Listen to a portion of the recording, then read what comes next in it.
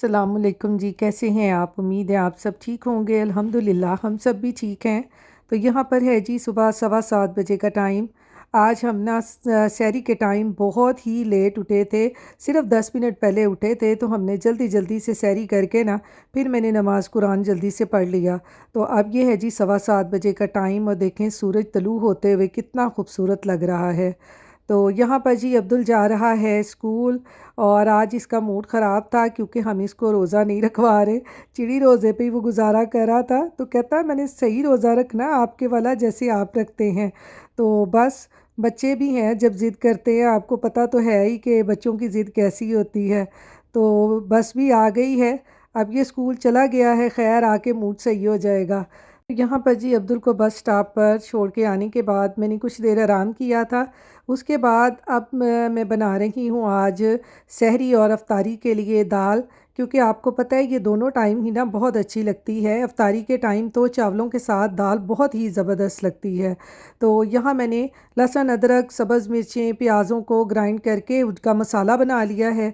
तो मसाला पक गया है, अब मैं इसमें दूसरे मसाले डाल दूँगी, जिसमें मैंने थोड़ा सा सूखा धनिया, थोड़ा सा ज़ीरा, थोड़ा सा नमक, मिर्च और हल्दी डाल देनी है।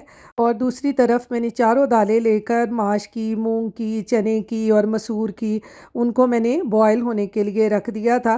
तो मैंने कहा जब तक ये मसाला बनेगा उतनी देर तक दालें भी बॉयल हो जाएंगी। मैं हमेशा दाल ऐसे ही बनाती हूँ, इस तरह से बड़ी मज़े की दाल बनती है और झटपट से ये दाल बन जाती है। तो यहाँ पर मसाले ऐड करके उनको थोड़ा सा मैंने पका लिया। अब मैंने इसमें 2 चम्मच ऑयल डालकर मसाले को अच्छे तरीके से मैं भून लूँगी। मैं मसाला इसी तरीके से बनाती हूँ और आज मैं इसमें थोड़ी सी ना पालक भी ऐड कर रही हूँ, क्योंकि मेरा अब्दुल जो है ना वो वेजिटेबल्स नहीं खाता। इस तरह मैं किसी न किसी तरह से ना किसी चीज़ में ये वेजिटेबल्स थोड़ी थोड़ी सी डाल देती हूँ और फिर वो इजीली खा लेता है, क्योंकि आपको पता है बच्चों के लिए ना वेजिटेबल्स जो हैं वो बहुत ज़रूरी हैं। और दाल तो वो बड़े शौक़ से चावलों के साथ खा लेता है, लेकिन वेजिटेबल्स नहीं शौक़ से खाता। फिर इस तरह मैं दाल में ना अक्सर पालक डाल देती हूँ, तो दाल और पालक ना वो चावलों के साथ बड़े शौक़ से खा लेता है, उसको नहीं पता चलता।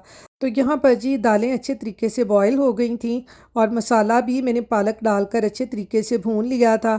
अब दालों को मैंने मसाले में ऐड कर दिया है, थोड़ा सा पानी भी ऐड कर दिया था। अब हम इसको कवर करके अच्छे तरीके से पका लेंगे। तो पता है इस तरह से दाल पकी हो ना तो सहरी में भी खाई जाती है और अफ्तारी में भी खाई जाती है। तो अफ्तारी में चावलों के साथ बड़ी मज़े की लगती है और सहरी में पराठों के साथ मैं कहती हूँ बहुत ही मज़े की लगती है। तो यहाँ पर जी साथ ही मैंने चिकन भी बॉयल होने के लिए रख दिया था, क्योंकि आज अफ्तारी में ना मैं बना रही थी चिकन पफ पैटीज़। तो मैंने कहा चले चिकन भी बॉयल कर लेते हैं और साथ साथ मैंने बर्तन भी धो लिए थे, क्योंकि आपको पता है जब खाना बन रहा हो ना तो बर्तनों में भी बड़ी बरकत होती है, साथ साथ ही बहुत बर्तन उतरते जाते हैं। तो मेरी कोशिश होती है कि अफ्तारी से पहले पहले मैं थोड़े थोड़े काम निपटा लूँ, क्योंकि आपको पता है अफ्तारी के बाद ना थोड़ी सी सुस्ती सी पड़ जाती है। यहाँ पर जी बर्तन मैंने धो लिए थे। अब मैं चिकन पफ पैटीज़ की फ़िलिंग तैयार करने लगी हूँ। उसके लिए मैंने पैन में ऑयल डालकर और उसको गरम कर लिया था। अब इसमें मैं एक आधा प्याज लेकर उसको चॉप करके इसमें ऐड कर दिया है और उसको प्याज को हल्का सा मैंने सॉफ्ट कर लिया था। अब इसमें मैंने जो चिकन बॉयल किया था उसको अच्छे तरीके से श्रेड करके मैंने वो भी इसमें ऐड कर दिया है। और इसके साथ ही अब इसमें मैं कुछ मसाले ऐड कर दूँगी, जिसमें मैंने थोड़ा सा सूखा धनिया, थोड़ा सा ज़ीरा और फिर हाफ़ टी स्पून इसमें मैंने लहसुन पाउडर, हाफ़ टी स्पून अदरक पाउडर और हाफ़ टी स्पून ही मैंने इसमें मिर्चों का डाल दिया था।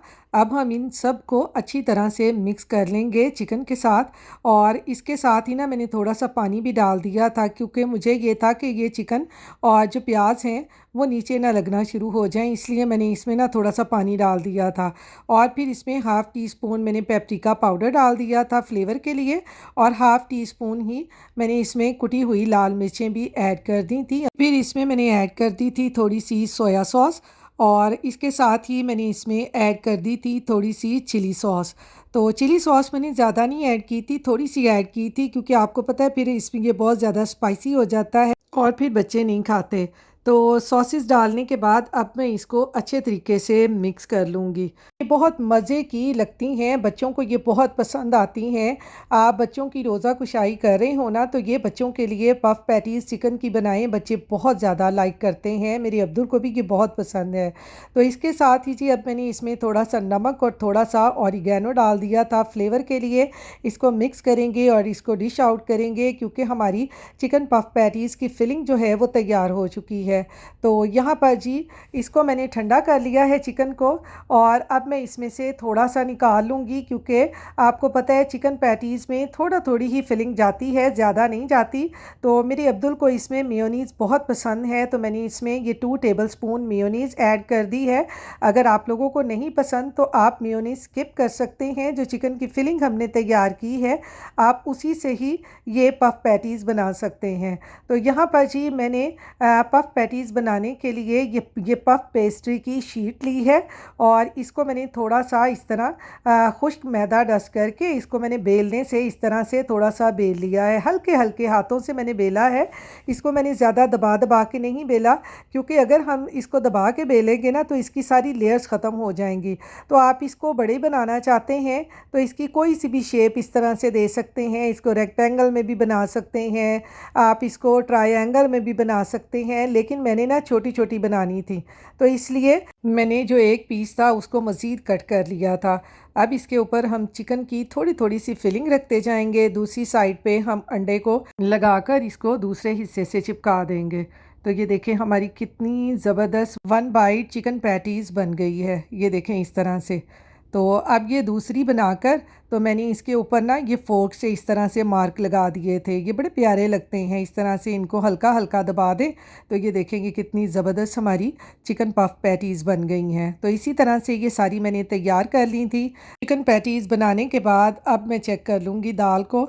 ये देखें दाल भी काफ़ी मेरी पक चुकी है। ये देखें कितनी ज़बरदस्त घुली-घुली सी दाल बनी है। ये चारों दालें आप बनाएं, बहुत मज़े की बनती हैं। अब मैं इसमें ऐड कर दूंगी हाफ़ टी स्पून गरम मसाला और थोड़ी सी कसूरी मेथी फ्लेवर के लिए, और इनको मिक्स करके इस तरह से अब हम इनको कवर करके रख देंगे। और दूसरी तरफ मैं बना लूँगी इसका तड़का लगाने के लिए मैंने पैन में देसी घी डालकर घी को गर्म कर लिया है, क्योंकि मैं दाल को हमेशा जो तड़का है ना वो देसी घी का ही लगाती हूँ। और इसमें थोड़ा सा प्याज काट कर मैंने डाल दिया है। प्याज थोड़ा सा ब्राउन हुआ तो अब मैं इसमें डाल दूँगी थोड़ा सा अदरक।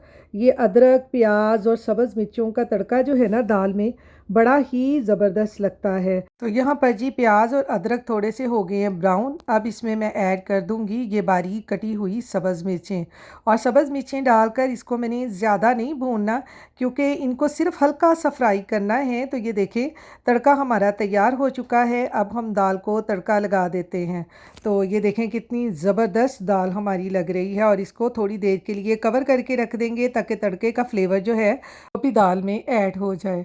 तो यहाँ हमारा तड़का दाल को लग चुका है। अब हम तड़के को दाल के साथ अच्छी तरह मिक्स कर देंगे। तो यहाँ पर ये देखें हमारी दाल कितनी ज़बरदस्त तैयार हुई है। इसके ऊपर डालेंगे बारीक कटा हुआ धनिया। तो चले जी दाल हमारी इधर तैयार हो गई है, और इधर साथ ही साथ मैंने पैटीज़ भी बना ली थी। अब इसके ऊपर मैं लगाऊंगी हल्का हल्का सा ये एग बीट करके, और फिर इसको मैं ओवन में बेक होने के लिए रख दूंगी। यहाँ पर जी ओवन को मैंने 460 फ़ारेनहाइट पे पहले प्री हीट कर लिया था। अब हम इन चिकन पफ़ पैटीज़ को 20 से 25 मिनट के लिए बेक होने के लिए रख देंगे। तो मैं कहती हूँ कि अल्लाह ताला हम औरतों को भी ना बहुत हिम्मत दे देते हैं कि रोज़ा रख कर हमने खाना भी बनाना होता है, फिर अफ्तारी की तैयारी भी करनी होती है, और फिर माशाल्लाह से कुरान भी पढ़ लेते हैं, नमाज भी पढ़ लेते हैं, तो सारे काम ही हमारे हो जाते हैं। तो यहाँ पर सब कामों के लिए बस अल्लाह ताला हिम्मत पैदा कर देते हैं कि औरतें सब घर को इस तरह से संभाल लेती हैं। तो यहाँ पर जी पफ़ पैटीज़ को बेक होने रखने के लिए साथ साथ मैंने टेबल भी तैयार कर लिया था, और इधर 20-25 मिनट के बाद देखें हमारी पफ़ पैटीज़ भी बेक हो चुकी हैं। ये देखें कितनी ज़बरदस्त बेक हुई हैं। तो आपके घर में भी इफ्तार पार्टी हो तो आप ये ज़रूर ये चिकन पफ़ पैटीज़ बनाएं, बहुत मज़े की लगती हैं। देखें कितनी खूबसूरत, कितनी मज़ेदार बनी हैं। तो यहाँ पर जी मैंने थोड़े से समोसे फ्राई कर लिए थे, और साथ में मैंने अपने हस्बैंड के लिए वेजिटेबल्स और फ्रूट चाट वगैरह सब बना ली थी। तो यहाँ रोज़ा खुलने में हमारा थोड़ा टाइम रह गया था, इसके साथ ही मैं अपने व्लॉग का भी एंड करती हूँ। फिर मिलूँगी इंशाल्लाह नए व्लॉग में। तो अपनी दुआओं में मुझे याद रखिएगा। अल्लाह हाफ़िज़।